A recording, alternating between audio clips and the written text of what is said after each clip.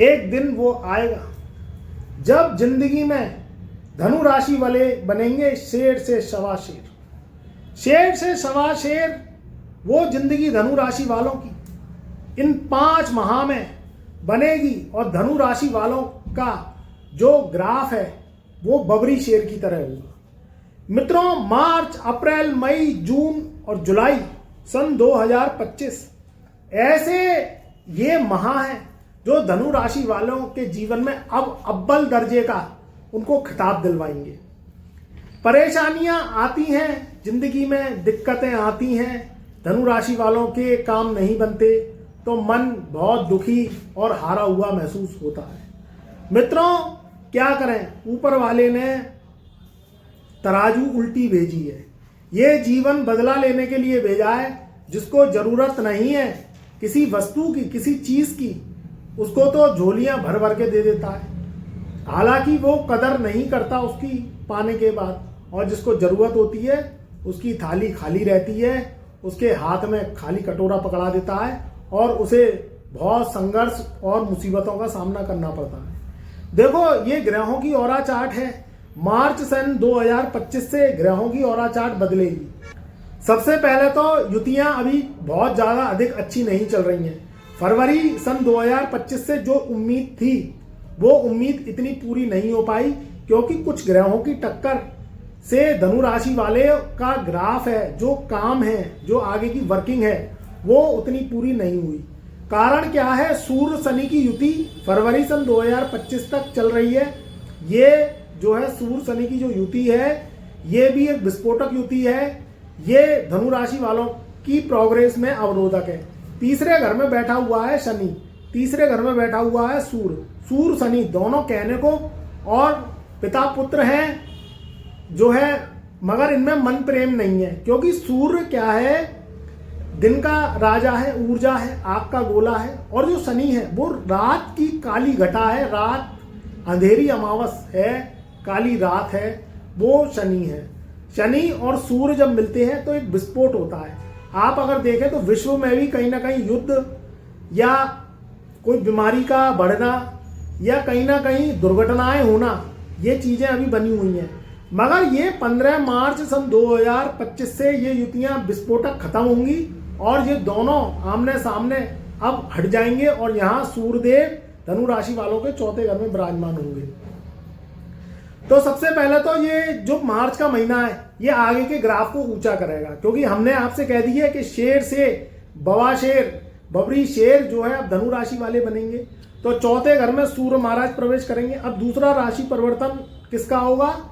जो न्याय के कारक हैं, जस्टिस हैं, कर्मों के देवता हैं, इस वर्क को मानने वाले हैं, वो है शनिदेव। तो धनु राशि वालों की जिंदगी में बदलाव आएगा। तीसरे घर में बैठा हुआ शनिदेव जो संघर्ष पे संघर्ष, संघर्ष पे संघर्ष, संघर्ष पे संघर्ष, तब जाके उनको एक सफलता प्रदान करना।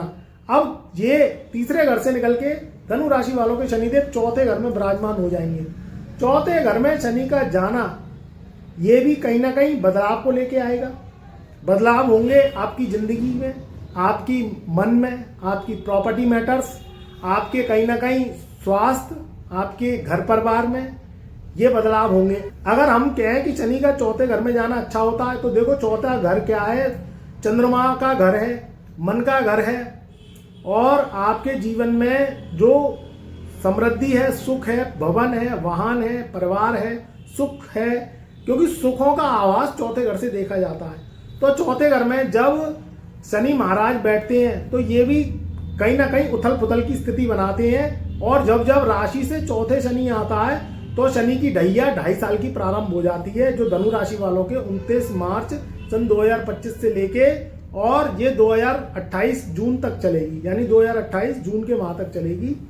तो मित्रों देखो, ढैया तो ढैया है। शनि क्या है? शनि न्याय है, जस्टिस है, कर्मों का दाता है। ये क्या करता है कि ये आपके कर्मों की विवेचना करता रहता है। 50% जो कुंडली होती है, जो 50% कुंडली है वो तो कर्मों के आधार पर टिकी होती है, और जो 50% कुंडली है वो भाग्य के आधार पर टिकी होती है। भाग्य साथ देता चला जाए धनु राशि वालों का तो कर्म फॉल नहीं जाए, और अगर बार बार कर्म फॉल जाते हैं तो वो हताशा निराशा की भावनाओं को उजागर करते हैं। चौथे घर का जो शनि है वो क्या करता है, चौथा घर क्या है, चौथे घर में जब शनि बैठते हैं तो वो क्या देखते हैं, आपके कर्मों की यात्रा को देखते हैं, क्योंकि ये समसप्तक दृष्टि से आपके 10वें घर को देखेंगे। कर्म प्रधान व्यक्ति क्या होता है, कर्म प्रधान व्यक्ति क्या होता है, वो कर्म को ही अपना पूजा मान लेता है और कर्म के भरोसे ही जिंदगी काटता है। उसे सुख का आवास कब मिलेगा ये उसकी परवाह नहीं है, उसको कामों को करते चले जाना है ये उसको परवाह है। जो भाग्य भरोसे व्यक्ति बैठा रहता है, कामों को टालता रहता है, आलस की भावना करता है, काम बने ना बने उसको परवाह नहीं है, लापरवाह इंसान शनि को बिल्कुल पसंद नहीं है। शनि को पसंद है आप जिम्मेदारियां उठाइए, उसने जो आपके जीवन में जो मट्टी भरा शरीर भेजा इसको काम में लगाइए। जो काम में नहीं लगाता वो देखो, हर किसी का भाग्य हर किसी से जुड़ा नहीं है।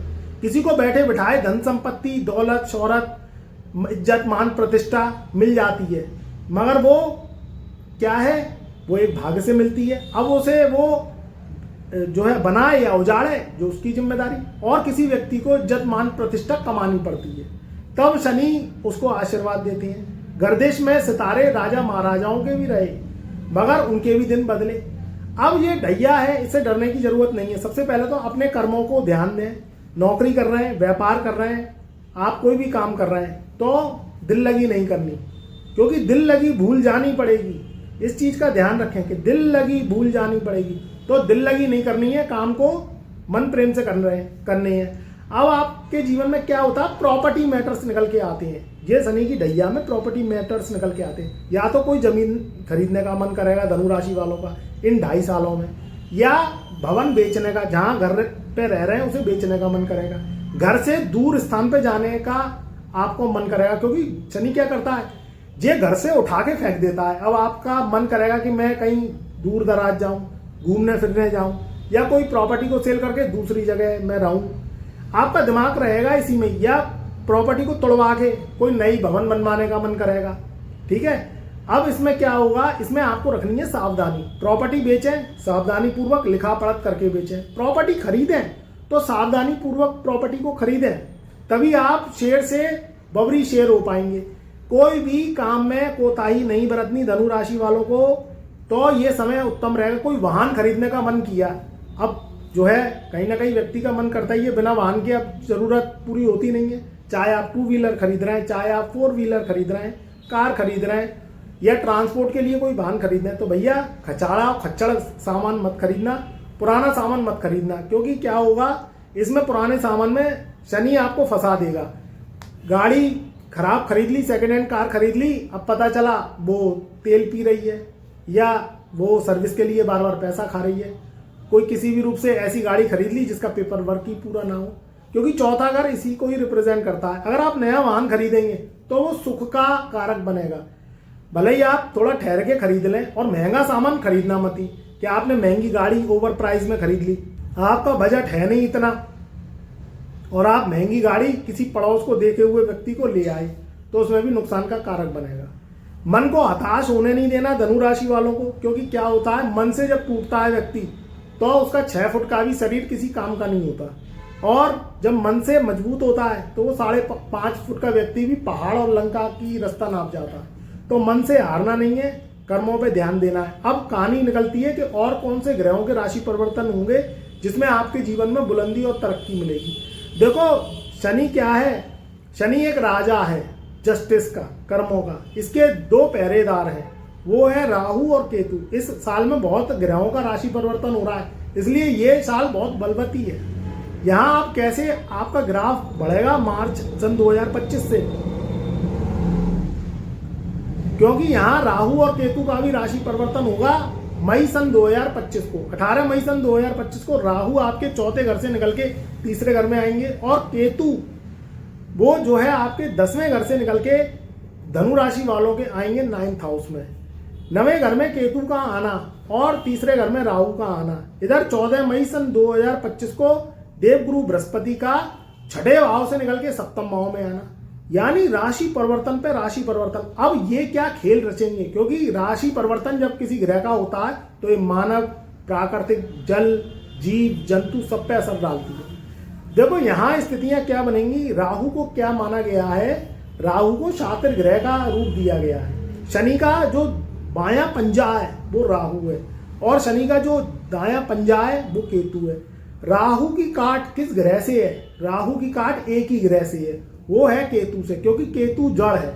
जड़ जब तक रहती है किसी पेड़ में तो तने पत्ते आते ही रहते हैं, चाहे आप कितने भी पत्ते कटवा दीजिए, कितना भी तना कटवा दीजिए पेड़ का, मगर जड़ जब तक रहेगी वो तने जो है, जो तने पत्ते हैं और फल फूल है वो देर सवेर आते ही रहेंगे। और अगर जड़ उखड़ गई तो फिर उस पेड़ का अस्तित्व नहीं रह जाता है। तो केतु की माप जड़ से है। यहाँ केतु 9th हाउस में बैठेंगे धनु राशि से, राशिगत केतु का 9th हाउस में बैठना और तीसरे घर में राहु का बैठना, ये क्या है? ये एक आपके जीवन में नेटवर्किंग की सुनामी लेके आएंगे। राहु को टेक्नोलॉजी, चुस्त चालाकी, भूमि भवन और किसी भी रूप से कमीशन, एजेंट, दलाल का रूप, और आपके जीवन में आकस्मिक परिवर्तन का रूप करने वाला ग्रह माना गया है। चौथे घर में शनि का बैठना, तीसरे घर में राहु का बैठना और सप्तम भाव में आपके देवगुरु बृहस्पति का बैठना और भाग्य स्थान में केतु का बैठना, ये भी बहुत विचित्र जीवन में आपके कहानी बनाएंगे। कैसे बनाएंगे? इस समय की जो स्थिति होगी वो राहु नेटवर्किंग क्षेत्र को लेके बढ़ोतरी करेगा।